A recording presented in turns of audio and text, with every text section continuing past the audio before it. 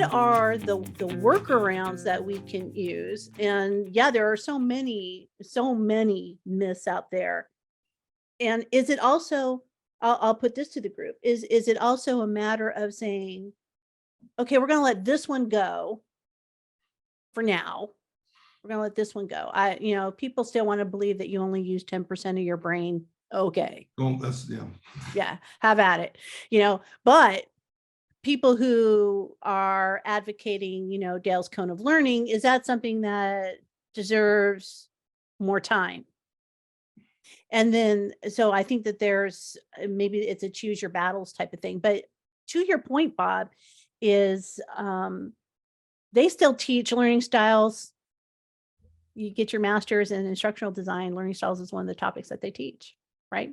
So it's one of those things that just continues to make its way downward. And when it's coming from, if you went to school and you learned that at university, it's going to be a hard nut to crack. well, that's a good point. If you went through a master's program and they taught you something, you're probably going to say, well, they're the experts. I'm frankly surprised to hear that anybody's teaching that in a graduate program. Yep.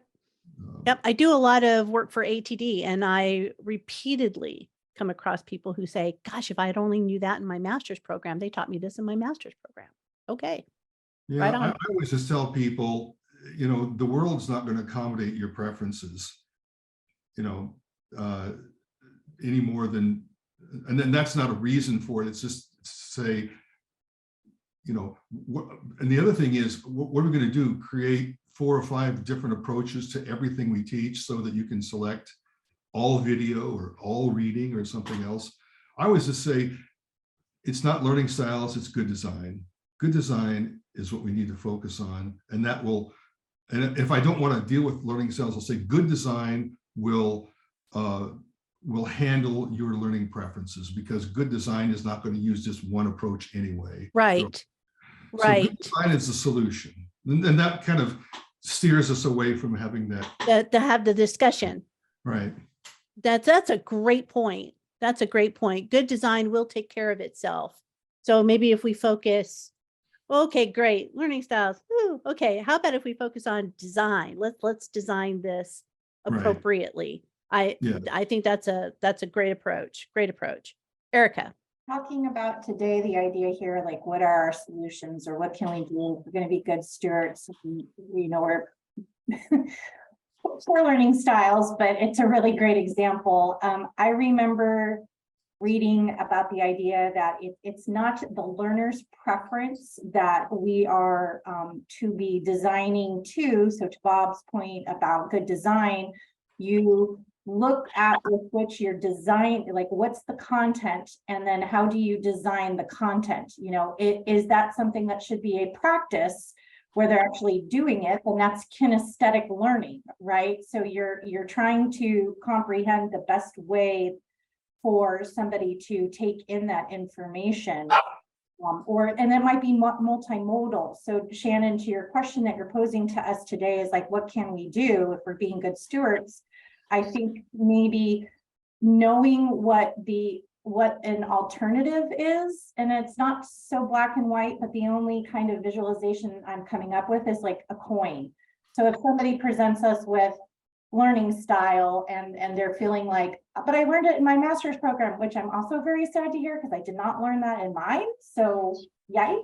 And then us to be able to flip the coin on its head to say, oh, I'd like to maybe help to show you, or to perhaps help to expand your comprehension, that we're not maybe talking about how the learners think that they learn best. What we're talking about is good design methodology about how do we have somebody take in this piece of content.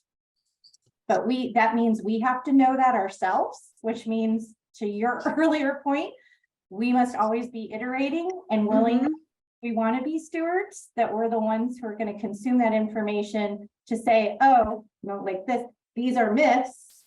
What is the information that helps me to understand the thing that is other than that myth, to help instead of just being like, that's a myth, batting it down. Because then Right. we can ask, well, why do you know that? Or why do you say that to be true? Because then we go back to tribal knowledge, like Bob's story shared with us. Well, Mhm. this is my experience, therefore it must be true. Right. And I love that.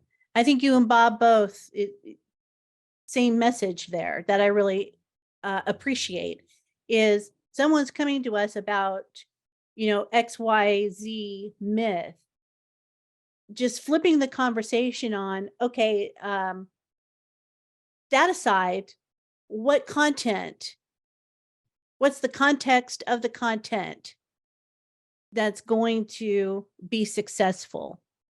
And my approach has always been, let's understand the context of what we're trying to get, of where we're trying to get to, and let the content speak for itself. So if I'm trying to teach you how to turn a widget, what's the context of that?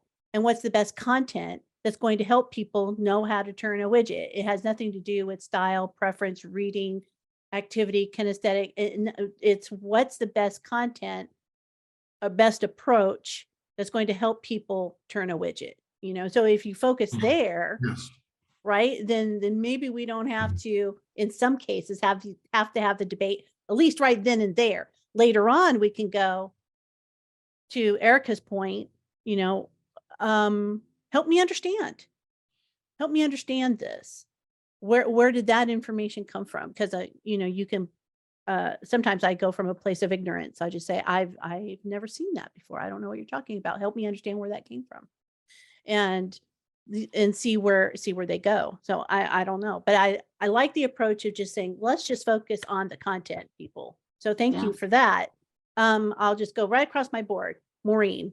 Thank you. So a couple things. The first is about if somebody brings up the learning curve, like one of our colleagues or peers brings it up, I would say kind of turn it back on them and ask them, well, what do you mean by that? Or what is your takeaway from that? Or Mm. how does that apply to you?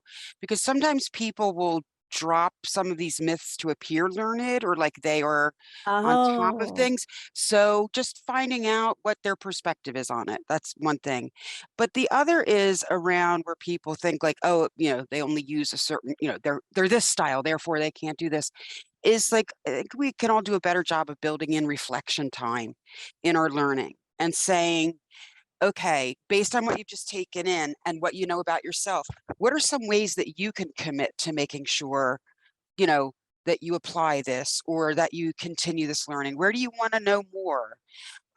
Like have people take ownership of that. It's not Mhm. always, I mean, I know that I'm guilty of it, trying to like provide it all for them, but then we are cutting off their ability for them to be curious and learn and let them customize it for themselves, not use our, I mean, we can provide some ideas, but have people do that and then they can share with others and then they can learn from one another. So it doesn't need to come from us. I like that, Maureen. It's really practicing our own questioning skills, isn't it? So if we can go back and use the an appropriate style of debrief or reflection with each other, to get to the bottom of, where did you learn that and how is that supposed to apply and where did so deeper questioning. And ironically, or coincidentally rather is the appropriate word, the next coffee chat is all about reflection and debriefing. Ooh, Oh, yay.